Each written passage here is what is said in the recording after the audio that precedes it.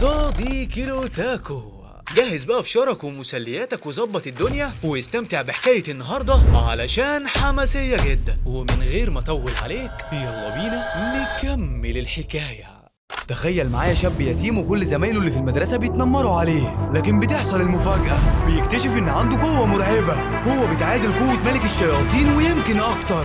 ركز بقى معايا في اللي جاي، اذكر الله في قلبك وما تنساش تصلي على النبي. اللهم صل وسلم وبارك على سيدنا محمد وعلى آله وصحبه أجمعين. بقالي كتير ما طلبتش منكم تفاعل على أي فيديو، وروني بقى هنوصل الفيديو ده لكام لايك. وما تنساش حساب الانستجرام بتاعي تحت في صندوق الوصف، مستنيك هناك. برد على كل اخواتي. بدايتنا النهارده مع شاب اسمه شو، واللي بيكون خارج مع اخته شياو عشان يفسحها في المهرجان. ورغم ان هي بتطلب منه طلبات كتيره وحاجات عاوزه تشتريها وهو معهوش فلوس، لكن بيوافق على كل طلباتها عشان ما يزعلهاش. وبعدها بيكون في عرض على المسرح واللي هيضربوا فيه الالعاب الناريه، وبتكون الدنيا زحمه جدا وما بيكونوش شايفين العرض هما الاتنين. لكن بيقرر شو انه يضحي بالعرض عشان خاطر اخته، وشالها عشان هي تتفرج، مع انه هو اصلا مش شايف اي حاجه. وبتكون شياو فرحانه، لكن شو بيتعب من كتر ما هو شايلها، فبيقرر انه ينزلها ويقربوا من المسرح شويه. واول ما وصلوا بقوا قريبين جدا من الراجل اللي بيقدم العرض، واللي بيكون بيعمل اشكال كتير من النار. وبيحس شو ان في حاجه غريبه، كانه اول مره يشوف عرض النار، وما بيكونش عارف يحدد اذا كان الشخص ده بيعمل الحركات دي كخدعه ولا سحر، ولا دي اساسا قوه خارقه. والعرض بينتهي لما الالعاب الناريه بتضرب في الجو، وبيكون كل اللي موجود في المهرجان مبسوطين. لكن شياو وهي مروحه سالته هو الراجل ده عمل كده ازاي بالنار، فقال لها الحقيقه هو مش عارف هو عملها ازاي. فاقترحت عليه انهم يدخلوا الكواليس عشان يعرفوا، وممكن ده يكون سبب انهم يشتغلوا الشغلانه دي، وساعتها هيكسبوا من وراها فلوس كتير. لكن شو قال لها لا، مستحيل يقولوا لنا على سر مهنتهم. لكنه رجع افتكر انه عاوز يعرف فعلا هم عملوها ازاي، لانه مش مقتنع ان دي خدعه. وفعلا بيدخلوا هم مستخبيين لحد ما بيوصلوا للكواليس، وهناك بيستخبوا ورا ترابيزه، وبيكون في ناس كتير واقفه لحد ما واحد منهم بيطلع مسدس وبنشوفه بيضرب بيه واحد تاني. فساعتها الشو بتخاف وبتصرخ، وده اللي كشف مكانهم وسالهم واحد بتعملوا ايه هنا، فقالوا له انهم كانوا رايحين الحمام بس تاهوا. فقال لهم احنا شرطه والعمليه دي سريه، وقال لهم على مكان الحمام وخلاهم يمشوا. لكن شو بينه وبين نفسه عارف انهم اكيد بيضحكوا عليه وانهم مش شرطه اساسا. واول ما خرجوا من الكواليس بيقابلهم واحد اسمه زيوي، وبيسالهم انتوا شفتوا ايه في الكواليس، لكن مرضيش شو يرد عليه وخد اخته ومشي. وبيتكلموا مع بعض وهم ماشيين، وهنا بنعرف ان شو وشياو مش اخوات من الدم، لكن كانوا عايشين مع بعض في دار الايتام. وبيعدوا على واحده اسمها العمه لين وبيطمنوا عليها، وبتكون قاعده قدام البيت بتعمل دواء اعشاب لجوزها واللي اسمه السيد لي، واللي شكله تعبان شويه. وبعد ما بتروح شياو بتقعد تتفرج على التلفزيون، وبتسمع في الاخبار ان في طفل عنده 3 سنوات قدر انه يخرج ليزر ازرق من عينه، وست عجوزه عندها 70 سنه اختفت من العدم وظهرت في مكان تاني. وساعتها شو بيحاول يحضر لها العشاء، لكنها كانت طالبه انها تاكل اندومي، لكنه رفض وضربها بالسلسله بتاعته. فعملت نفسها بتعيط لحد ما قال لها خلاص هروح اجيب لك. ولما خرج بيفتكر ايام ما كانوا هما الاتنين في دار الايتام، وكان في دايما 3 من زمايله بيضربوه، وكانت هي الوحيده اللي بتفضل واقفه جنبه رغم صغر سنها. واثناء ما هو ماشي في الطريق بتيجي عربيه تريلا ضخمه وبتخبطه وبيقع على الارض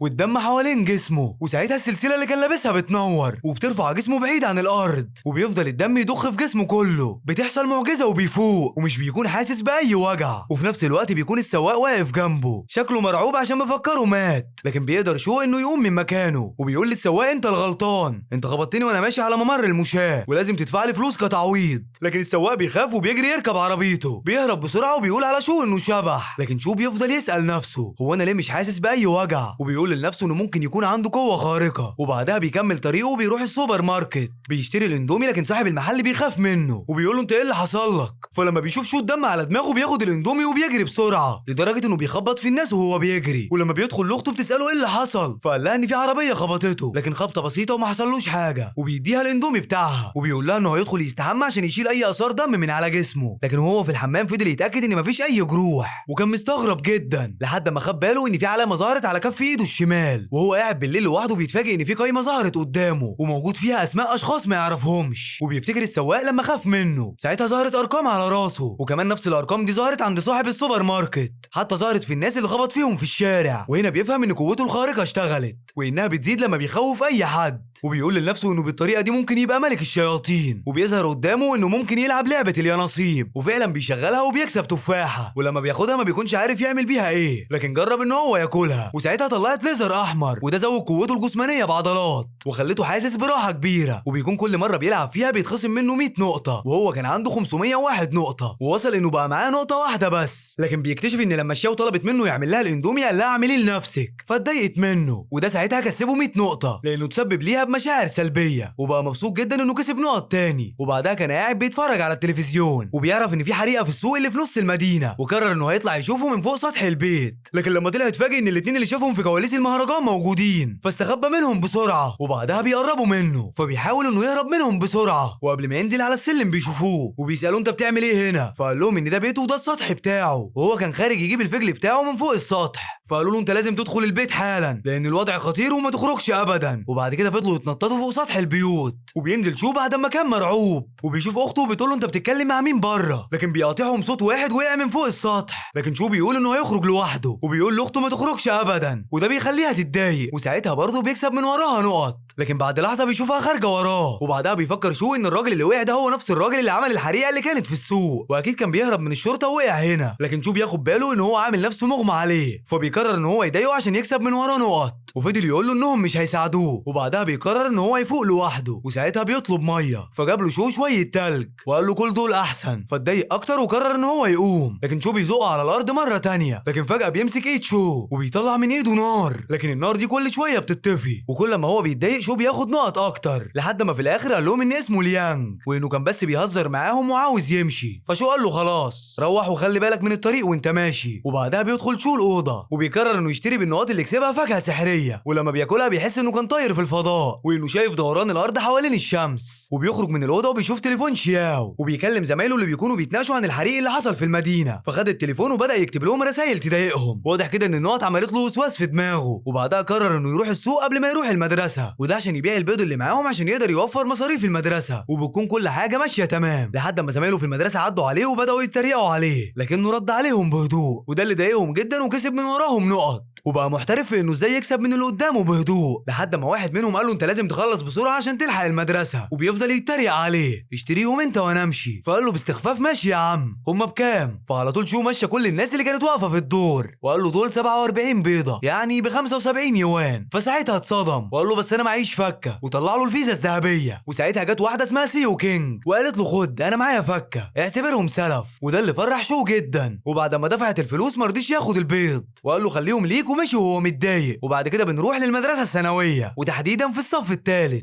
وده اللي بيكون فصل شو، وبعدها بيسمعوا انه في واحد قوته الخارقه ظهرت في الصف السادس، وعلى طول كلهم راحوا وكان في زحمه جدا، وبيسال بيلينج اذا كانت تعرف اي حاجه عن اللي بيحصل، فقالت له ان في طالب قوته الخارقه ظهرت وتهجم على مدرس وكان عاوز يرميه من فوق السطح، فطلع بسرعه على فوق، فشاف كل الطلاب متجمعين والشرطه كمان وصلت، وطبعا ده بعد ما المدير الهاوي اتصل بيهم، فكان عاوز ياخد منهم نقاط بسبب مشاعرهم السلبيه، وفضل يفكر لحد ما قرر ان هو هيقرب من الطالب وقال له انت هتتسجن بسبب القانون بتاع الاعتداء العمد، وفضل يوتره لحد ما الشرطه هجمت عليه وقبضوا عليه، والحمد لله انقذ المدرس، وفي اللحظه دي راحت له بيلونج وقالت له ان هي ما كانتش عارفه ان هو شجاع كده في المواقف الصعبه، وقبل ما يمشي من المدرسه بيشوف مجموعه من الدكاتره جايين عشان ياخدوا منهم عينات الدم، وده عشان يكشفوا عدد الناس اللي قدراتهم الخارقه صحيت، وبعدها وهو مروح بيقابل نفس الشخص اللي قابله وهو خارج من كواليس المهرجان، وطلع بيكون عارف العامه، ولما بيروح بيلاقي ان اخته تعبانه وعندها حمى، فبيبدا ينيمها على السرير وبيراعيها، لكن هنا بتجيله فكره عبقريه وبيخرج بره الاوضه وبيستخدم قوته وبيلعب لعبه الحظ، وده عشان يجيب فاكهه سحريه، ولما بيروح يديها منها بتخف في نفس اللحظه، ولما بيرجع المدرسه بيظهر المدير وبيقول لهم ان هم عملوا فصل اسمه فصل النشاط، وده اللي هيكون خاص بالطلبه المتميزين وتحديدا اللي عندهم قدرات خارقه، وبيعرفهم على المدرس الجديد شيفن واللي قال لهم اللي هيسمع اسمه يقوم يقف، وساعتها كل الفصل بيتفاجئ لانهم بيسمعوا اسم شو من ضمن الناس اللي عندهم قدرات خارقه، وبعدها بنروح لمكان غريب وسط الجبال وبيكون في معركه بين مجموعه اشخاص،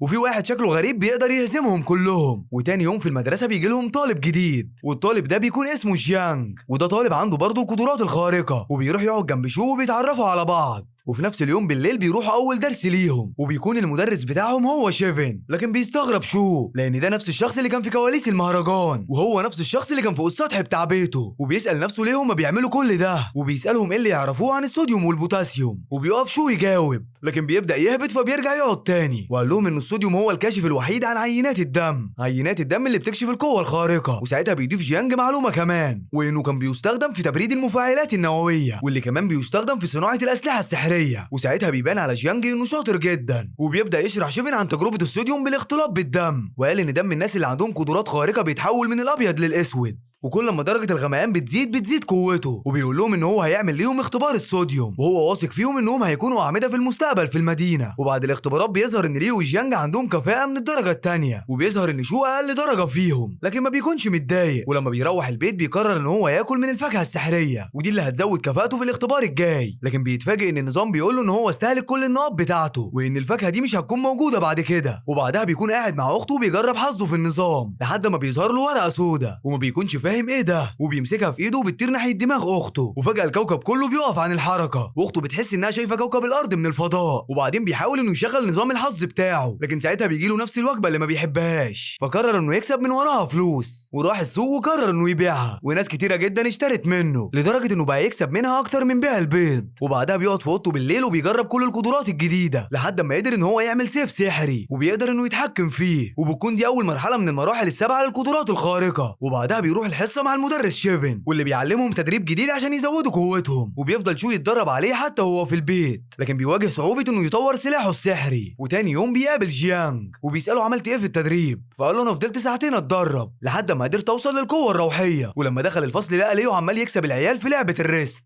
ولما نده عليه عشان يلعبوا قدر شو انه يكسبوا بسهوله، وقال له انا بقيت قوي بسببك، وبيقول له كده عشان يضايقه. وهم بيتغدوا جيانج عرف ان شو قدر يكسب ليو، وده معناه ان قوته زادت. وقال له انت لازم تقول للمدرس شيفن علشان ده هيزودك احجار روحيه. وبيعرف من جيانج ان المدرس شيفن ضمن فريق شبكه الارض، وقال له ان في كمان فريق اسمه شبكه السماء، ودول اكتر قوه واغلبيتهم رؤساء اقوياء جدا. واثناء ما هو قاعد بالليل بيسمع صوت، ولما بيبص من الشباك بيلاقي مجموعه اشخاص شكلهم غريب، ومنهم نفس الشخص اللي كان بيحارب بين الجبال، واللي بيكون اسمه ني تينغ، واللي بيكون رايح لجاره السيد لي، واللي بيكون واحد من المنظمين في شبكه السماء. وبيقول له ان في مكان لشخص جديد في الشبكه، ولازم نشوف واحد يكون قد الثقه دي، احنا عاوزين نحقق السلام في العالم. لكن بيكون في خلاف بينهم، وبيقول ني تينغ ان المؤسسه مش هتوافق على حد غيره في الرئاسه، واتمنى ما يكونوش اعداء، وسابه ومشي. وبيكون شو مراقبهم وسمع كل حاجه، لكن ني تينغ شافه وهو واقف في الشباك لكن ما اهتمش ومشي. وتاني يوم بيخرج شو من البيت وقرر انه عاوز يخلي السيد لي يعلمه ازاي يحارب بالسيف. ولما وافق نده على شياو وقال لها انت من النهارده هتتعلمي مع العم لي. بنرجع لشو واللي بيتفرج على فيديو لمجموعه اشخاص بيهاجموا قوات الشرطه، وبيقول له جيانج ان قوتهم تقريبا من الدرجه دي، وهم خارجين من المدرسه بيعرفوا ان ساو نيشينغ هو الطالب المتميز في المدرسه، وده بسبب ان قوته وصلت للدرجه ايه. وفي نفس الوقت بتكون سيو كينج خارجه من المدرسه وبتبص على شو، وبعد كده بتكمل طريقها، بس بيكون شو معجب بيها، بس برضه للاسف ما بيعرفش يكلمها. ولما بيرجع البيت بيلاقي ان السيد لي شرح لاخته شياو منهج الفلك والجغرافيا، وكان اتفاقهم ان هو هيشرح لها مقابل انه يتدرب معاه على المبارزه بالسيف. وبعدها بيجيب له اللبس بتاعه وبيقول له انت لازم تلبس اللبس ده دايما، وحكى له عن شوش ويجان واللي بيكون واحد من شبكه السماء، بيكون عاوز ينقل الثلاث تعليمات الخاصه بالطاويه للمبارزين المتميزين. وقال له انا هعلمك النهارده ان اي حاجه في العالم تقدر تقطعها، وبيمسك ورقه وبيشغل قدرته السحريه عليها، وساعتها بيقطع التلج اللي قدامه. وبعدها بيجيب السيف الخشبي وبيديه لشو وبيفضل يدربه عليه، وبيقول رغم ان شو ضعيف لكن موهوب، وهو داخل في تحدي قصاد نفسه انه ينمي الموهبه دي. وبعد ما بيخلص تدريب بيقعد يتكلم معاه وبيساله اذا قدر يوصل لقوه كبيره هل ساعتها هيوافق انه ينضم لفريق معين، وهل هيقدر يستولي على منصب كبير عشان يساعد الناس. فرد شو عليه وقال له كل اللي انا عاوز اعمله اني اعيش حياه هاديه، واني اقدر اعتني باختي شياو. فقال له ان الحياه مليانه ناس كتيره محتاجه واحد قوي عشان يعتني بيهم، لكن بيشرح له شو انه عايش حياه صعبه جدا هو وشياو، وانهم واجهوا صعوبات كتير وهم صغيرين. فقال له السيد لي انا هكمل تعليمك لكن هحتاجك تعمل لي طلب واحد صغير، وشو وافق. وتاني يوم بيكون قاعد بيشرح الفلك والجغرافيا لشياو، لكن فجاه بيجي شو شويجان، وبسبب قوه شو بيعرف انه هناك، وبيفتكر اللي قاله السيد لي عنه، وعلى طول خرج من المدرسه وراح ناحيتهم. ولما سالوه جيب بدري ليه قال لهم ان هو نسي حاجه في البيت. وشو شويجان بيتكلم قال لهم انهم رصدوا مجموعه احطام جديده على الكوكب،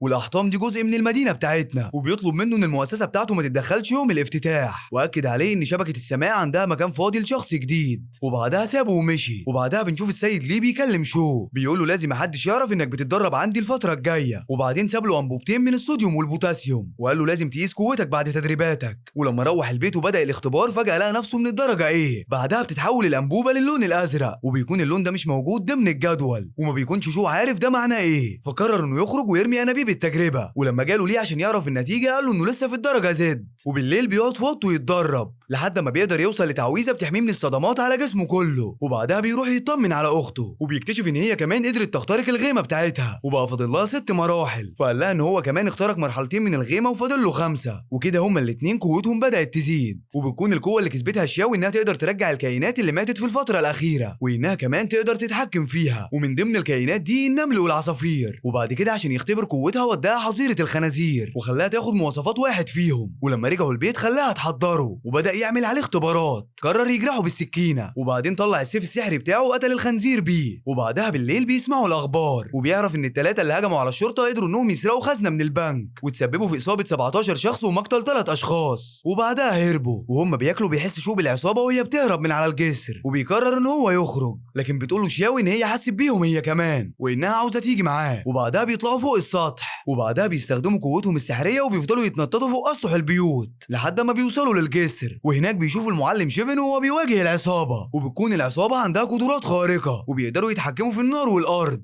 وبيفضل شيفن يصد كل ضربات النار بتاعتهم. وبعدها بيظهر باقي فريق شبكه السماء، لكن العصابه بتقدر تقتل 2 منهم. وبعدها بتيجي الشرطه واول ما العصابه بتشوفهم بيهربوا. وكل اللي حصل ده بيكون شو وشياو بيتفرجوا عليه من الكوبري التاني. وساعتها بيكمل شو وراهم لحد ما بيلاقي الشرطه محاصره مبنى وبيقتحموه لان الطياره شافت العصابه وهم داخلين هنا. وبتكون العصابه فعلا جوه وبيقترح واحد فيهم على الزعيم انهم يسلموا نفسهم وبكده هيكون عندهم فرصه يخرجوا من هنا عايشين. لكن الزعيم قال لهم احنا قتلنا 2 منهم وشبكه السماء مش هتسيبنا ابدا. وقال لهم انهم لازم يتحركوا ناحيه جسر لونغهاي وهو هيهربهم من ناحيه جبل مانغ. وبيخرجوا سوا وبيقفوا قدام الشرطه، لكن الزعيم بيفضل ماسكهم هما الاتنين وبيجري بيهم لحد ما شوش ويجن جري وراه واستخدم سلاحه السحري وهدفه عليه. لكن لما الدخان بيختفي بيظهر شو بيكون واقف فوق وبيقول لهم مش هتصدقوني لو قلت لكم اني كنت بتفسح. فبيهجموا عليه والباقي بيهجم على الزعيم وفي واحد بيفضل يضربه بخطافات لحد ما بيخرج السيف من جسمه وبيحدفوا لزميله وبيهجموا عليه هما الاتنين. وفي نفس الوقت بيكون شو قدر يضرب الاتنين اللي بيهجموا عليه وبيبان ان قوته زادت بمعدل كبير جدا. وفي الاخر الزعيم بيقدر يهزمهم وبعدها بيقف قدام شو وبعدها بيهجم عليه وبيقدر شو يكسر له عظم دراعه وبعدين بيستخدم سيفه السحري وبيقتله. وبعدين بيسيبهم كلهم واقعين على الارض وبيمشي بسرعه وساعتها بيكون ورط نفسه. ولما بيرجع البيت شياو بتقول له انها عاوزه تتعشى وساعتها قرر يخرجها تاكل في مطعم. ووقتها قابله السيد لي وقالت له شياو انهم هيروحوا يتعشوا في محل رخيص، المحل اللي في شارع تيانفو. فبيقول لهم خلوا بالكم من نفسكم، لازم تبعدوا عن المشاكل. وبعدها بيطلعوا فوق السطح وبيقول لشياو انها تخرج العصفور بتاعها وتخليه يستكشف المنطقه وده عشان لو في حد شكله غريب. وفي نفس الوقت بيكتشف شو ان القتال الاخير زودوا نقطه وهنا بيفهم ان مش المشاعر السلبيه بس اللي بتكسبه. وبتقول له شياو ان المكان ما فيهوش اي حد شكله غريب وكله تمام. فبياخدها وبيروحوا مكان وبيقول لها استخدمي قوتك شوفي اذا كان في اثار لحد ميت هنا. فقالت له ايوه في 3 اشخاص ميتين منهم واحد طويل و2 قصيرين، لكن مش هتقدر تحرر روحهم لان قوتها مش كفايه. وبتقول له مع الوقت هتطور من نفسها وهتقدر تخرجهم. وبعد كده راحوا المطعم ياكلوا واتكلم شو وقال لها انا خايف اكون مش مخليكي تعيشي حياتك، ولو كنت في دار الايتام كانت هتكون حياتك سعيده اكتر. فقالت له انت عاوز ترجعني تاني هناك؟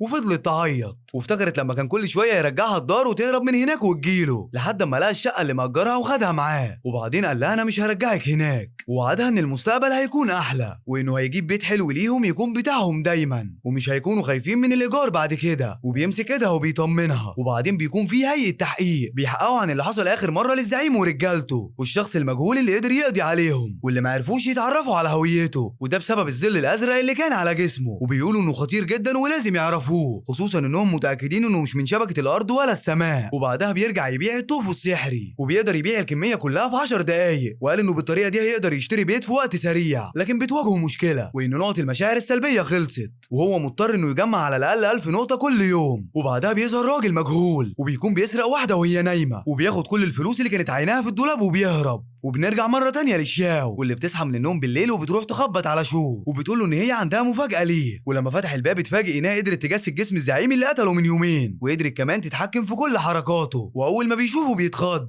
وبيقول لها دي مش مفاجأة ده كابوس، واكد عليها ان هي ما تقولش لحد على قدراتها، وقالت له كمان ان هي قدرت توصل للذكريات بتاعته وشافت القتال اللي كان بينهم، وقالت له كان واضح انك قوي جدا، وقالت له كمان ان هي عرفت مكان الفلوس اللي كان مخبيها مع العصابة وانها موجودة فوق التل اللي في المدينة، وقالت له يلا بينا نروح ناخد الفلوس لانها مش كمية قليلة. فرد عليها ان الفلوس دي مسروقة وحتى لو وصلنا لها لازم نسلمها للشرطة، لكنها حاولت تفهمه ان الفلوس دي ممكن يشتروا بيها البيت اللي هم عاوزينه ومش هتكون مضطرة ابدا انها ترجع لدار الايتام تاني، لكنه اصر على رأيه وقال لها احنا مش هنشتري بيت بفلوس مسروقة ولازم نرجعها للشرطة، بس المشكلة هنعمل كده ازاي في نفس الوقت اللي احنا مش عاوزين حد فيه يعرف قدراتك. وفي الاخر قال لها لازم تدخلي تنامي دلوقتي وبكرة الصبح هنشوف هنعمل ايه. والصبح بيروح المدرسة وبيقابل زمايله واللي لسه قوتهم الخارقة ما ظهرتش وبيكونوا عاوزين ينضموا لمدرسة المعلم شيفن، وبيسمعهم شو وبيقول لهم انا مش عارف اللي لسه ما ظهرتش عندهم القوة الخارقة عايشين ازاي، وده طبعا ضايقهم جدا وهو خد من ورا زعلهم ده نقط كتير. وبعدها بيروح يقف جنب جيانج واللي بيقول له انت كده مش هيكون ليك صحاب كتير في المدرسة، فقال له ان دي حاجة مريحة لا حد هيضايقك ولا حد هيزعلك. وبعدين سأله عن الزعيم اللي مات من يومين واذا كان عنده فكرة انه ممكن يكون مخبي اي حاجة في مكان، فقال له جيانج ان دي تبع هيئة التحقيق بس، وهو سمع انهم ممكن يرجعوه لو عنده مواد مضادة للجسيمات وما فهمش شو تطلع ايه المواد دي، فقال له ان العالم دايما بيتغير وفي طاقة دلوقتي لإعادة الأموات واللي بيسموها عادة الطاقة الروحية. لحظة واحدة وحيدوا الله كده يا حبايبي وصلوا على الحبيب.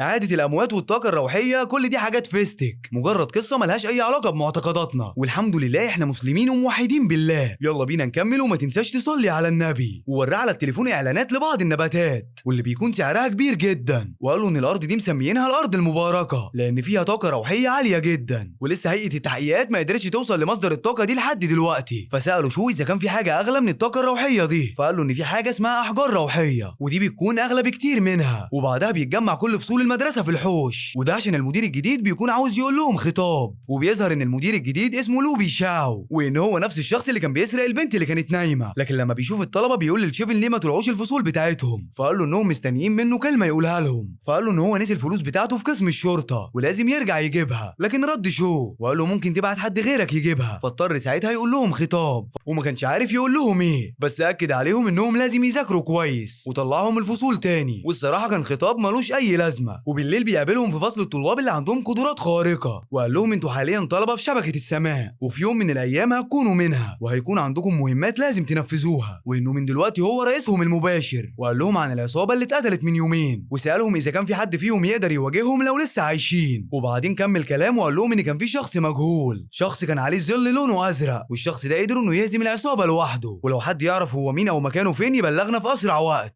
لكن شو بيكون متوتر وما بيكونش عنده الجرأة يقول لهم ان هو الشخص ده. وبعدين المعلم شيفن بيتكلم بيقول لهم انه هيفرق عليهم الاحجار الروحيه مقابل درجاتهم كل شهر، ولما بيخرج من المدرسه بيقول لجيانج انه عاوز يبيع الاحجار الروحيه دي وانه عاوز يعرف سعرها، فقال له ازاي هتبيعهم دول يعتبروا مستقبلك في شبكه السماء، فقال له انه محتاج فلوس ولازم يبيعهم، فقال له لا مش هينفع شبكه السماء بتمنع بيعهم وكمان بيكون عليهم ارقام سريه، لكن برضه هسألك في السوق السوداء لان القطعه الواحده ممكن تتباع ب 100,000 يوان. واتصل بواحد يعرفه في السوق السوداء وعرض عليه بيع الاثنين ب 240,000، وساعتها شو وافق وسلم الحجرين لجيانج وقال له بقى هات لي الفلوس، فسأله انت مش خايف اني اخدهم وامشي، فقال له احنا اصدقاء وانت اكيد مش هتضحك عليا، وسابه ومشي. واثناء ما هو راجع للبيت بيعدي على مكان كان قاعد فيه زمان، ساعتها كان قاعد سعان ومش معاه اي فلوس ولا اكل، وبيقول لنفسه ان شياو لو عرفت انه ممكن يكسب 240,000 يوان هتكون مبسوطه جدا. وفي نفس الوقت بيكون شياو بتذاكر مع السيد ليه لحد ما بيلاقوا لوبي شاو خارج من بيته وبيساله انت بتعمل ايه هنا، فقال له ان هم شافوا مجموعه هياكل عظميه فوق الجبل اللي في المدينه وبيتوقعوا ان هم ممكن يكونوا جثث لمحاربين من الدرجه الثالثه، وقال له ان في حاجه مهمه تانية وان الراجل اللي قتل زعيم العصابه من يومين طلع بيقدر يستخدم السيف بنفس طريقتك، فبيقول له ان المؤسسه بتاعته ما بتتدخلش في اي حاجه خاصه بشبكه السماء، ولو انت شاكك ان الراجل ده من رجالتي فانت غلطان، فرد عليه ان دي مجرد ملحوظه حب يقولها له وسابه ومشي. وفي نفس الوقت بيكون السيد ليه فكر في الشخص اللي قتل الزعيم واللي بيقدر يستخدم السيف، وبيكون شاكك انه ممكن يكون حد من رجالته عمل كده من وراه، وبعدها بيرجع شو البيت وبيقول لاخته ان هو قدر يجيب فلوس وكمان جاب لها تليفون هديه وانه بكره هيروح لصاحب البيت ويشتريه منه، وبتكون شياو مبسوطه جدا ومش مصدقه وان اخيرا خلاص هيكون عندهم بيت ومش هترجع دار الايتام ابدا، وبتحضنه وبتفضل تعيط.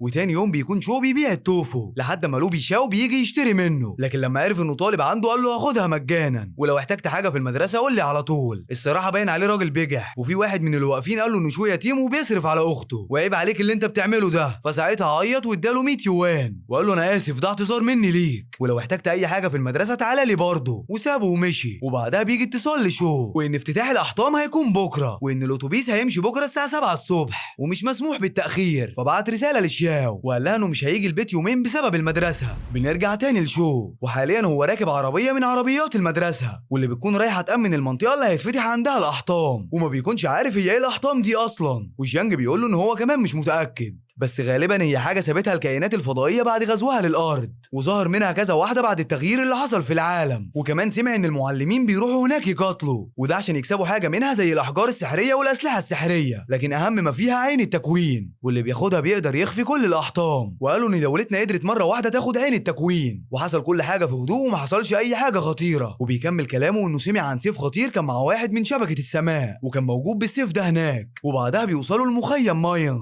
واللي بيكونوا هيستقروا فيه، وبيقول لهم المعلم شيفن ان كل حاجه هتحصل هنا سريه جدا، واللي هيسرب اي معلومه منكم هيتحول لمحاكمه عسكريه، وهم رايحين ياكلوا بيشوفوا مجموعه من الناس قاعدين بعيد ولسه ما كلوش، ولما شو كان شايل الاكل بتاعه وقفوا ليه واتريق عليه وقال له انت اكيد فرحان دلوقتي لان الاكل اللي هنا احسن من الاكل اللي في البيت بتاعك، وساعتها شو بيشوف سيو وهي واقفه وراه فما بيتكلمش وبيمشي، ولما بيلف ليه وراه ما بيلاقيش حد، وبيكون كل الطلبه بتاكل على الارض لحد ما بيظهر راجل غريب وبيعدي من فوق اكل شو، وفجاه حد بيجيب له كرسي وبيقعد عليه، وساعتها بيتضايق شو وبيروح يقول له قوم وقف، فقال له مالكش دعوه انت، وضربه ووقعه على الارض وبيرجع ياكل. ولما المعلم شيفن دخل وسال مين اللي عمل كده محدش رد عليه، وخلى رجالته ياخدوا الراجل العجوز ويخرجوه، وبيقول شو انه ما عندوش صبر على الناس البارده دي، وبيقترح عليهم جيانغ انهم بعد الاكل يتدربوا لان منطقه الاحطام بيكون فيها الطاقه السحريه كبيره جدا وده هيساعدهم على التطور اكتر، وبالليل الفريق كله بيتدرب وبيكونوا مركزين لان ما ينفعش اي حاجه تشتت انتباههم، وساعتها بيروح ليه وبيفضل يكلمه وبيحكي له عن ايامه اللي قضاها في دار الايتام، وده اللي بيضايق ليه جدا، وبيكسب شو من وراه نقط كتير، وبيكون شو عاوز يكلم اخته عشان يطمن عليها لكن ما بيكونش فيه اي شبكه في المخيم اللي هم فيه. وتاني يوم الصبح وهو بياخد الاكل بتاعه الطباخ اداله اكل زياده وقال له انا خدت بالي انك ما اكلتش كويس امبارح، ولما وصل للمخيم لقى واحد جايب له كرسي وقال له تقدر تقعد عليه، لكن شو رفض لانه عاوز يقعد مع زميله جيانغ، واللي بيقول له هو انت ناوي تفضل تضايق ليه لحد امتى، فقال له لحد اما يوافق انه يلعبني ريست لان اخر مره لعبته فيها قوتي زادت فجاه، وبيفضل يطلب من ليو ان هو يلعبه لكن هو بيرفض وبيحاول انه يهرب منه من كل مكان، لكن شو دايما برضه بيكون وراه لحد ما بيقرر ليو انه يواجهه وقال له مش هنلعب ريست هنواجه بعض احسن، لكن المعلم شيفن سمعهم ورفض فكره المواجهه وقال لهم ان انتوا ممكن في المستقبل تكونوا زمايل وما ينفعش يكون في بينكم وبين بعض اي عداوه، لكن الريست مفيش فيه اي مشكله، وبعد ما تخلصوا برضه ترجعوا زمايل واصحاب تاني، وبعدها بيجي وقت اللعب وبيكون كل الطلاب واقفين عشان يتفرجوا، وبيكون ليو متحمس جدا، لكن اول ما بيبداوا اللعب شو بيكسبوا بكل سهوله وبيقول ان قوته زادت تاني، وبيفضل يشكر ليو كتير وده اللي بيفضل يضايقه النقط بتزيد عند شو، وساعتها بيقرر المعلم شيفن انه يلعب ريست مع شو، لكن شو بيقدر برضه انه يكسبه بكل سهوله، وبيقول له المعلم انت ليك مستقبل كبير. وتاني يوم بيشوفوا الضباب نازل من ناحيه الجبل وبيسالوا شو هو ايه ده، فجيانغ بيرد عليه وقال له ان هي دي الاحطام ولازم نلاقي العين قبل ما الضباب ده يقرب مننا لانه لو وصل لينا بيحاصرنا من كل الاتجاهات، وبعد دقايق بيبدا الضباب يتحرك بسرعه بيتحرك ناحيتهم بسرعه كبيره، وبيقول قائد الجيش ان كل الناس لازم تنزل من على الجبل في اسرع وقت ممكن، لكن شو بيجري هو وجيانغ والضباب بيلحقهم، وبيقرر شو انه يقف عشان ينقذه، لكن ساعتها بيلاقي نفسه في مكان غريب لوحده، وفجاه بيظهر واحد زومبي ومعاه فاس، ساعتها بيحاول يقتله لكن شو بياخد منه الفاس وبيقتله بيه، وساعتها بيطلع فوق قمه صخره وبيحاول يدور على اي حد من زمايله، لكن ساعتها بيلاقي ان الصخره بيخرج منها زومبي كتير، فبيقرر انه يهرب منهم لحد ما بيسمع صوت زمايله بيكونوا جايين وشكلهم مرعوبين، وبيهجم عليهم الزومبي وبيقدر انه يسيب واحد منهم، لكن ساعتها بيتدخل شو وبينقذهم، ساعتها بيبدا يقتل في كل اللي موجودين، واصحابه كانوا خايفين حتى انهم يساعدوه، وبعدها بيقول لهم ان هو لازم يمشي وانهم يخلوا بالهم من الارض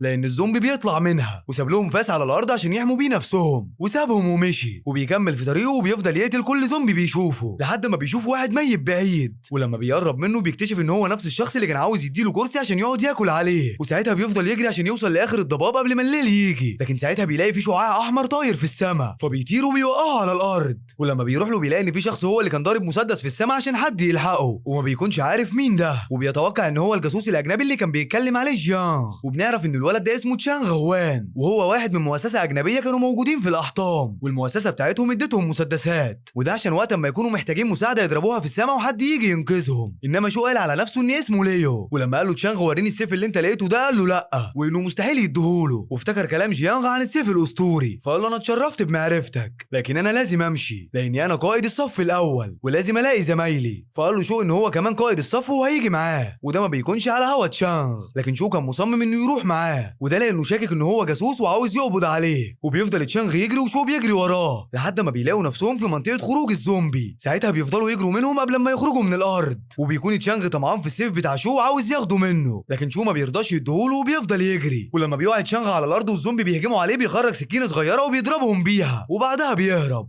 وبعدها بيوصلوا لمكان امن عشان يستريحوا، وبيكون تشانغ عاوز يغدر بيه، بيكون ماسك السكينه ومخبيها ورا ظهره، لكن بيرجع في كلامه وبيخبي السكينه. الصيع بيخبيها في الكم بتاعه، وبعدها بيكملوا طريقهم، وبعدها بيقعدوا قصاد بعض، وبيكونوا الاتنين خايفين يناموا عشان حاسين بالغدر من بعض، لحد ما بيقرر شو انه يتدرب، وبيقول لتشانغ انه يأمن له المكان. لكن المعلم كان بيحاول يتسحب عشان ياخد السيف، لكن فجأة شو بيخلص تدريب وبيتخض تشانغ وبيقع على الارض. والصبح بيروح شو على جنبه وبيراجع النقط بتاعته، وبيكسب نقط كتير جدا من ورا تشانغ، وبيسحب من النقط بتاعته اكله وبيبدا ياكل. وبعدها خد اكله وراح يوديه لتشانغ، لكن بيلاقي انه بدا يهجم عليه بالسكينه اللي معاه، وبيفضلوا يهجموا على بعض لحد ما بيقدر يوقع السيف من شو. بعدها بيحاول يقتله، لكن شو استخدم قوته الخارقه وبيستخدم سلاحه السحري وبيقتله، وبعدها بيسيب جثته وبيمشي، وبيقول لنفسه ان هو ما كانش حابب القتل، لكن في اوقات كتيره بيكون مضطر انه يعمل كده يا اما هو اللي هيموت. وبعدها بيكمل جري عشان يخرج بره الضباب، وبعد يومين جوه الاحطاب لقى شجره تفاح، وقرر ان هو يطلع فوقها عشان ياكل منها، لكن بيتفاجئ ان السناجب متضايقه منه وبداوا يحدفوه بالطوب. فساعتها رمى شويه تفاح في الارض ونزل حطهم جوه التيشيرت بتاعه وبدا يجري منهم، وبعدها راح يشرب من النهر وقعد يكمل اكل التفاح لحد ما فجاه بيسمع صوت ديب، ولما بيبص حواليه بيلاقي مجموعه من الديابه وبيكونوا عاوزين يهاجموه، فبيقرر ساعتها انه يهرب منهم بسرعه، وبيفضل يجري ناحيه السناجب اللي بتحدف عليه طوب، وبيقدر واحد من الديابه يعوره في ايده، فساعتها بيشغل النظام، وده عشان ياكل فاكهه سحريه تعالج الجرح، لكن بتكون من غير فايده، وبيلاقي ان عنده لياقه بدنيه عاليه جدا، وبيكون واضح ان القوه دي جات له بسبب السيف اللي هو ماسكه في ايده، وبيقدر انه يهرب من الديابه لحد ما وصل لمنطقه امان، وهناك بيلاقي مجموعه من الطلاب واقفين مع بعض، وبيكون باين عليهم التعب، وبيكونوا هم نفس الاشخاص اللي كان سايبهم من يومين، لكن زاد عليهم مجموعه تانية، وفي بنت منهم فضلت تعيط وقالت له ان هو لازم يفضل معاهم عشان يحميهم لانهم ما كلوش من 3 ايام، وكمان الميه اللي معاهم خلصت،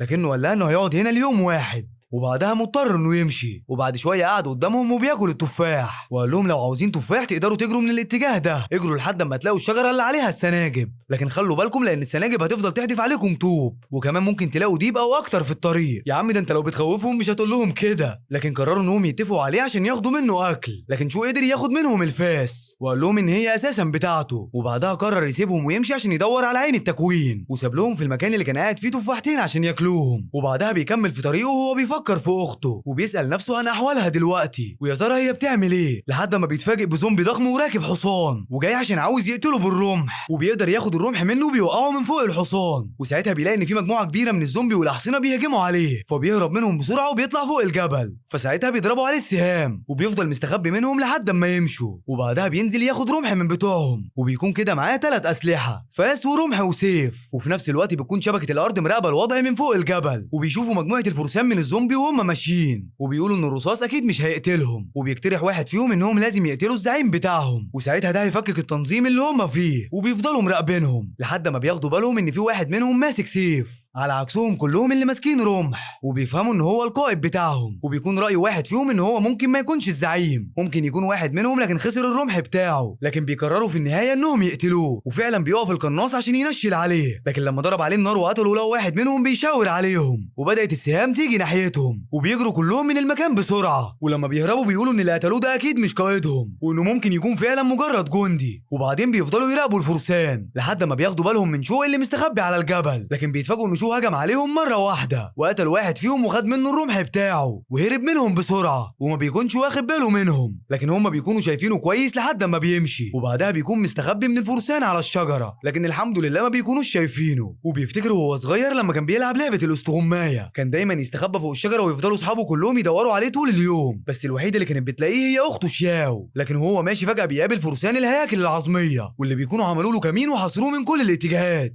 وبداوا يهجموا عليه، لكنه بدا يستخدم الرمح ويقتل فيهم واحد ورا التاني، حتى لما حد حاول يقتله بالسهم سبقه بالرمح وقتله، وبيقدر في الاخر ان هو يقتلهم كلهم. وبعدها بنروح للشاو واللي بتكون متضايقه من غياب شوط طويل، وبتفضل تقلب في الصناديق بتاعته لحد ما بتلاقيه عاين اكياس الشيبسي وكاتب عليها ان هي ما تاكلهاش لحد ما يرجع، وبتفضل تبعت له رسائل كتير وبتساله فيها هيرجع امتى، لكن طبعا مفيش شبكه عند شوفه مش قادر يرد عليها. وبتكون شبكه الارض بيحاولوا يوصلوا لمنتصف الاحطام، وده عشان عاوزين يوصلوا لعين التكوين، لكن المستكشف بتاعهم بيبلغهم بمكان مجموعه من الفرسان، وبيكون واضح ان شو هو اللي قتلهم، وكمان بيقول لهم ان الفرسان اللي كانت بتحمي منتصف الاحطام سابوا مكانهم وبيجروا دلوقتي ورا شو. فقائد شبكه الارض بدا يحط خطته ويشرحها لزمايله، وده عشان يقدروا يوصلوا لعين التكوين بمساعده شو واللي دلوقتي مشتت الفرسان عنهم. وفي نفس الوقت بيكون شو طالع فوق جبل وبيكون شايل كل الارماح بتاعت الهياكل العظميه، وبعدها بيقعد يتدرب عشان يزود قوته. وفي نفس الوقت اللي بيكون فيه شبكه الارض موجوده فوق الجبل ومستخبيين من الفرسان، لحد ما بيتفاجئوا ان شو بدا يهجم عليهم لوحده، وقرروا انهم ينزلوا من على الجبل عشان يساعدوه. ولما نزلوا بيلاقوا شو قدر يتخلص منهم لوحده ومش محتاج منهم اي مساعده، وده لانه قوي جدا. بنكمل الحكايه وبيكون في مهمه عسكريه تبع المدرسه، مهمه ضباب الاحطام. وصل لحد عندهم وما بقوش قادرين يخرجوا منه، وكان بدا يواجه الهياكل العظميه ويجمع منهم الاسلحه والرماح، لحد ما مجموعه من الشبكه شافوه وكانوا مبهورين من قوته وشجاعته لانه بيحارب لوحده. ولما وصلوا لحد عنده كان خايف منهم، خايف يسرقوا الاسلحه بتاعته، بس القائد بتاعهم قال له انت هتعمل ايه بكل الاسلحه دي؟ انت كده مش هتعرف تحارب بيها لوحدك. فقرر شو انه يبيع كل الاسلحه اللي معاه ليهم، قرر انه يستغل الوضع وبدا يقول لهم ان سعر القطعه 1000 يوان، لكن لسوء الحظ ما كانش حد منهم معاه فلوس، فعرض على واحد فيهم انه يبدل السلسله بتاعته بالسلاح، لكن الشخص ده رفض وقال له ان السلسله دي غاليه عليه جدا. لكن واحد تاني عرض عليه انه يبدل السيف بالساعه بتاعته واللي بيكون ثمنها 8000 يوان، وساعتها بيوافق شو وبياخدها منه وبيديله السيف. وبدا واحد ورا التاني يبدل حاجته بالاسلحه، ومن ضمنهم سلاسل ذهب وساعات، وواحد كمان جمع فلوس من زمايله ودفع 2000 يوان. وبعد كده بيجمع شو باقي الارماح اللي معاه وبيشيلها على ظهره، ومن هنا بتبدا مسيره الطلاب والشبكه، وده عشان يوصلوا لنص الاحطام. وبيفضلوا ماشيين مسافه طويله جدا، مسافه ممكن تكون عدت ال10 كيلو. وبيقول قائد الشبكه ان اغلبيه الطلاب عايشين، وان الاغلبيه اللي ماتوا هم اعضاء في الشبكه. فسالوا شو اذا كان حمايه الطلاب بالاهميه دي لدرجه انهم ضحوا بحياتهم، فرد عليه ان مجرد التفكير غلط، وان حياه الطلاب في المقام الاول. وبعدها بيخيموا في مكان وبيقعدوا كلهم سوا بالليل. ساعتها بيقرر شو انه يساعدهم، وخرج 5 تفاحات وفرقهم على الشبكه وقال لهم انهم لازم يقسموهم على بعض. ولما بدأوا ياكلوا مجرد قطعة صغيرة من التفاحة رجعت كل طاقتهم وما بقوش حاسين بأي تعب، وكانوا مبهورين جدا من سحر التفاحة دي. وبعدين جاله الطلبة وقالوا له ان احنا ما خدناش، فقال لهم انتوا تاخدوا ليه؟ كده كده اعضاء الشبكة هم اللي بيحموكم وهم كمان اللي بينقذوا حياتكم. لكن واحد من الطلاب عرض عليه ساعة، والساعة دي ثمنها 30000 يوان، وده مقابل تفاحة. وعلى طول شو بيوافق وبياخدها منه، وبيقول ان هو جمع فلوس كتير وهيقدر يودي شياو تاكل في مطعم غالي، وكمان هيقدر يطلعها رحلة. وبعدها بيبدأوا يسمعوا صوت غريب ومخيف، ومرة واحدة بيظهر من السما كائنات غريبة، كائنات شبه الأشباح، وبتحاول إنها تهاجم عليهم. وبيكون شو طاقته الداخلية عاوزة تهاجم الكائنات دي، وبيكون عاوز يخرج السيف السحري بتاعه، لكن بيحاول برضه إنه يمنع نفسه، وده عشان ما يستخدمش قوته قدام كل الناس. لكن الأشباح بتاخد بالها منه وبيشوفوا عينه وهي ملونة أزرق، ساعتها بيخافوا وبيهربوا من المكان بسرعة. وبيكون أعضاء الشبكة مش فاهمين حاجة، مش فاهمين إيه اللي بيحصل وإيه اللي خلاهم يهربوا كده فجأة. وبعد كده كملوا في طريقهم وقدروا يوصلوا للحفرة الكبيرة اللي في نص الأحطام، وبتكون هي دي الحفرة اللي موجود فيها عين التكوين. وبيقابل أعضاء الشبكة باقي زمايلهم، وواحد فيهم قال إن في 2 اتقتلوا، ولولا بنت شجاعة هي اللي جت وأنقذتهم. وبتكون البنت دي هي ساو تشينغ، وبتكون زميلة شو اللي كان معجب بيها. والناس كلها بتلاحظ إن شو معاه أسلحة كتير، وساعتها بيروح يحطها على الأرض وبيقول للناس إن الأسلحة دي للبيع. وفعلا في ناس كتير بتروح وبيبدلوا الحاجات بتاعتهم، وكان في ناس عاوزة تشتري منه التفاح السحري لكنه رفض يبيعه. وبعدها بيجي له واحد من الطلبة وبيقول له إن رئيس الشبكة عاوزك في اجتماع، بس أرجوك بسرعة. ولما بيروح بيكون الرئيس جامع جامعهم هو والمدرس شيفن، وكمان بتكون ساو تشينغ موجودة، وبيقول لهم إن هو سمع إنهم قدروا يهزموا كتير من الهياكل العظمية وعاوزهم يجوا معاه عند حفرة الأحطام. ولما بيوصلوا هناك بيستخدم جونغ قوته السحرية وبيخرج سيفه من جسمه واللي بيكون اسمه سيف الدم، وبيقدر ينزله الحفرة ويرجعه تاني جوه جسمه. والحركة دي بيقدر يعرف منها إن عمق الحفرة 100 متر، وكمان في كهف جوه الحفرة، وإن الأحطام هنا مش زي الأحطام القديمة. وبعدها بيكون قاعد يراجع النقط بتاعته، واكتشف ان في اسامي غريبه واقفه ومنهم 9 جواسيس موجودين وسطهم. وبعدها بيتفاجئ ان المدير لوبي شاو وصل وخلاهم ياكلوا فاكهه من الشجره، وده اللي بيضايق السنجاب الصغير وبيفضل يعيط لحد ما شو بيديله تفاحه من اللي معاه. وبعدها بيلاقي جيانغ وصل هو كمان، وبيكون شو مبسوط انه رجع بالسلامه، وبيديله رمح من معاه هديه عشان يحمي بيه نفسه. وبعدها بيكون في 2 من الجواسيس عاوزين ياخدوا الرمح من شو، وواحد فيهم بيروح له وبيطلب منه الرمح، وان لما يخرجوا من هنا هيديله 50,000 يوان، لان النظام قال له ان ده الجاسوس، وقال له مفيش ضمانات تخليك تدفع لي 50,000 يوان. وبعدها بيروح ينام، وبالليل بيجي واحد من الجواسيس عشان يحاول يسرقه، لكنه بيقدر يمسكه وقال له انت شكلك عاوز تسرق عين التكوين، تعال نعمل صفقه حلوه، الحاجات اللي انت هتلاقيها هاخد 70% منها وانت تاخد الباقي 30%. وساعتها الجاسوس بيوافق، لكن في نفس الوقت بيكون باقي الجواسيس نزلوا الحفره وبيدوروا على عين التكوين، وطبعا ده من غير ما يكون حد عارف. وبعدها الجاسوس ده بيهجم على شو بالسيف، لكن شو بيقدر يفلت منه، وبعدها بيعلي صوته عشان يصحي كل اللي موجودين، وبيقول لهم ان في جاسوس عاوز ياخد عين التكوين لنفسه. وبعدها بيظهر حد جاي ناحيه الجاسوس، جاي ناحيته بسرعه كبيره وبيضربه، وبيكون هو المدير لوبي شاو. وبعدها بيقول للشبكه ان هو كان مخطط لكل ده، وكان ممكن ينزل بالليل يجيب عين التكوين، وده عشان يدي فرصه للجواسيس انهم يستعجلوا ويكشفوا نفسهم. وبعدها قال لقائد الشبكه جمع الناس اللي تقدر تحارب، ولازم تخليك هنا مع الطلبه عشان تحميهم، وممنوع على اي شخص معهوش سلاح يدخل معاهم الحفره، لانه مش هيقدر يواجه الاشباح من غير سلاح. وبالليل بتتجمع الشبكه وكل الطلبه، وده عشان يديهم المحاضره الاخيره قبل ما ينزلوا يجيبوا عين التكوين. وبيقول لهم المدير ان المهمه دي اهم حاجه عند الدوله، لانها بتحدد مستقبلنا كله، ونبه عليهم ان المدير لوبي شاو قوي جدا وبيقدر انه يدخل اي مكان في الاحطام، فلازم محدش يمشي وراه لان ده هيكون خطر عليكم. وبعدها بيروح له المدير بيشاو، وده عشان طبعا في شويه مجوهرات من اللي هو لابسهم، وبيقول له انه عنده صفقه بينهم وانه هيساعده يدخل اي مكان في الاحطام، وده مقابل انه لو خد اي حاجه هناك تتقسم بينهم بنسبه 90% ليه و10% لشو. لكن شو بيرفض وبيقول له انه مش عاوز يدخل حاجه من جوه، وانه فعلا قدر يكسب فلوس كتير النهارده وخلاص مش محتاج انه يخاطر، وقال له ان النسبه اللي هتخليني اعمل كده هي 50% لكل واحد. لكن ده بيضايق بيشاو، لكن برضه بيضطر انه يوافق لان ما عندوش اي حل تاني. بعدها بيكونوا مجهزين كل حاجه عشان يبداوا في طريقهم لعين التكوين، وده عشان يتخلصوا من ضباب الاحطام، وبتنزل واحده منهم وبتستخدم القوه السحريه، وده عشان تخلي الحفره تخرج سلالم يقدروا يمشوا عليها. واثناء ما هم نازلين فجاه بيحسوا بحاجه غريبه، بيحسوا بحاجه طالعه عليهم، وفي نفس الوقت القوه السحريه الداخليه لشو كانت هتبدا تخرج. وبعد ما بينزلوا الحفره بيلاقوا الجواسيس واللي كانوا بيحاولوا يسرقوا عين التكوين، لكن بيكونوا قاعدين قاعده غريبه، لا ثواني ده بيكونوا كلهم ميتين. وبيكمل بيشاو طريقه وبيدخل كهف غريب وبيقفل عليهم الكهف بعد ما بيعدوا، وفجاه بيظهر مجموعه من العفاريت طايرين فوقيهم، لكن بيبدا بيشاو يستخدم قوته السحريه وبتبدا معركه كبيره بينهم. ولما بيقرب من عفريت منهم بيخاف منه وبيهرب بسرعه، وما بيكونش شو عارف السبب لحد ما بيظهر واحد من الجواسيس واللي طلع عايش وكان عامل نفسه ميت، وبيكون متخفي في شكل عفريت وبيقتل واحد منهم. وساعتها بيتكلم قائد الشبكه وبيقول ان الجاسوس ده قدر يستخدم الاجسام المضاده لما بعد الموت، وقدر يطور من قوته لحد ما بقت درجه سي، وحاليا باقي الجواسيس احرار ومحدش عارف مكانهم. لكن شو بيحرك الرمح بتاعه وبيخبط في واحد من الجواسيس واللي متخفيين في شكل العفاريت، وبيكون المدير بيشاو فكر انه عنده القدره انه يعرف مكانهم، لكن شو اقنعه انه ما كانش قصده وانه كان بس بيحرك الرمح بتاعه. وبعدها بيحاول شو يتوقع مكانهم، وبيشاو برضه بيضرب على الفاضي لحد ما بيظهر قدامهم ضباب اسود غريب، وبتبدا مجموعه من الزومبي والهياكل العظميه تهاجمهم، وبيقول لهم زعيم الفرسان انتوا ازاي تدخلوا القلعه بتاعتي، لكن طالما دخلتوا يبقى مش هتخرجوا منها ابدا. وبيقول لهم بيشاو ان محدش يتدخل وان هو هيهزمه لوحده، وبيقول لهم ان الرمح اللي في ايده هو غالبا عين التكوين، ولو خدناه منه هنقدر نتخلص من كل حاجه بتحصل دلوقتي وهنقدر ننقذ دولتنا. وبدا يهاجم الزعيم بتاعهم وقدر يوقعه من على الحصان بتاعه وقتل الحصان، وبعدها بداوا الجيشين يضربوا بعض، لكن بيكون في سهم متوجه ناحيه شو، وقبل ما يجي في وشه بتتدخل سو وبتنقذه وبتكسر السهم. وكل ما بيحاول شو انه يحارب معاها بيلاقي كل الزومبي بيخافوا منه عمالين يهربوا من قدامه، فبيقرر ان هو يبعد شويه، وده عشان يراجع كل النقط السلبيه اللي جات له. وبيلاقي ان في نقط كتير من اخته شياو، وده بسبب انه ما رجعش البيت لحد دلوقتي. وفي نفس الوقت بيكون في واحد من الجواسيس مراقبه، ولما بيقرر يهجم عليه بيرجع شو لورا، وبعدين بيستخدم قوته السحريه الداخليه وبيقتله بيها. وبعدها بنرجع لبيشاو واللي بيكون لسه بيواجه زعيم الهياكل العظميه، وبعدها بيروح شو مكان غريب لوحده وبيدخل رغم ان مكتوب عليه ممنوع الدخول. وبعدها بيشوف تماثيل شايله رمح شكله غريب وبيكون اطول من الرمح بتاعه، ولما بيقرب منهم عشان ياخد واحد منهم بيتفاجئ ان عينهم اتلونت احمر وبداوا يتحركوا عاوزين يهاجموه، وعلى طول خرج رمحين من معاه وشغل قوته الداخليه وخرج السيف السحري من جسمه وبقى مستعد ليهم. لكن اول ما شافوا السيف السحري خافوا وساعتها انسحبوا بسرعه، وبيقول شو نعم وانه لو كان يعرف ان الكائنات دي بتخاف من السيف ده كان استعمله من زمان. وبعدها بيقرب من واحد منهم وبيحاول ياخد منه الرمح، لكن هو بيكون رافض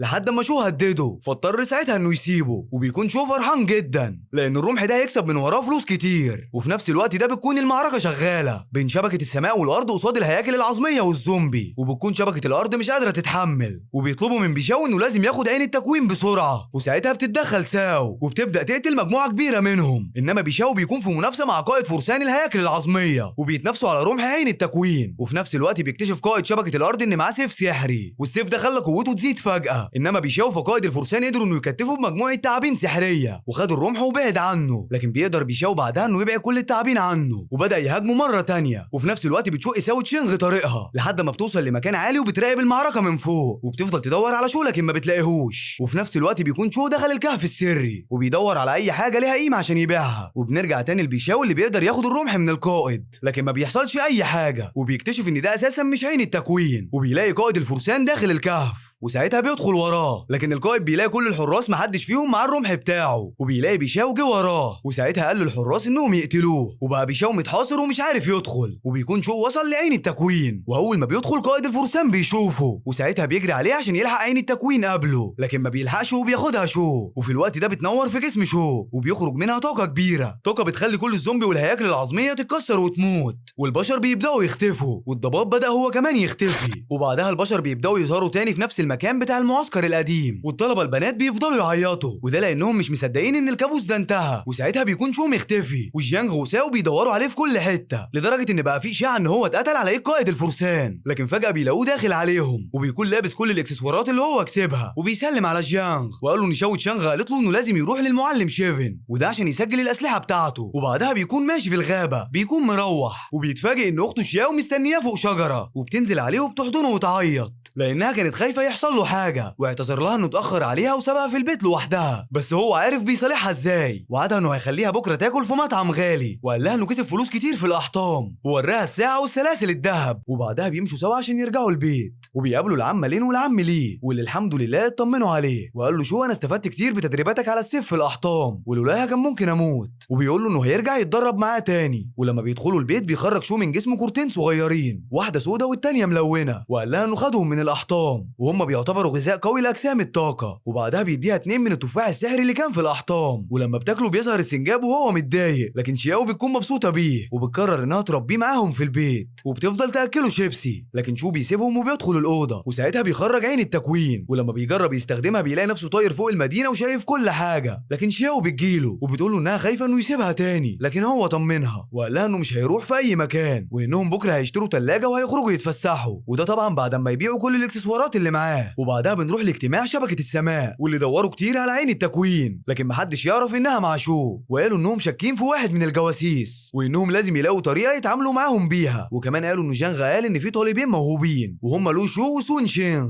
بس مستغرب انه لو شو مكتوب انه درجه زد، وهو باين عليه انه قوي جدا. وبيقول له انهم هيحطوا لجنه، وده عشان تراقب كل الطاقه اللي بتخرج من المدينه، ولو حد شاف اي طاقه غريبه مشابهه لعين التكوين هيروحوا هناك بسرعه، وساعتها هيقبضوا على صاحبها. وبيقول لهم في اخر الاجتماع انهم لازم يستعدوا عشان الحرب لسه شغاله ولازم نفتح باقي الاحطام. وبكده نكون وصلنا للنهايه. عاوزك تنزل تحت تكتب لي رايك عن الحكايه، وعاوز اقول لك ان الحكايات اللي جايه اجمد بكتير. فيلا انت مستني ايه؟ انزل تحت اتاكد انك مشترك في القناه، وتاكد كمان انك مفعل زر الاشعارات، وده عشان تكون اول واحد يشوف اي فيديو جديد ينزل على القناه ان شاء الله. وطبعا مش هننسى اهم حاجه، اذكر الله وصلي على النبي. اللهم صل وسلم وبارك على سيدنا محمد وعلى اله وصحبه اجمعين.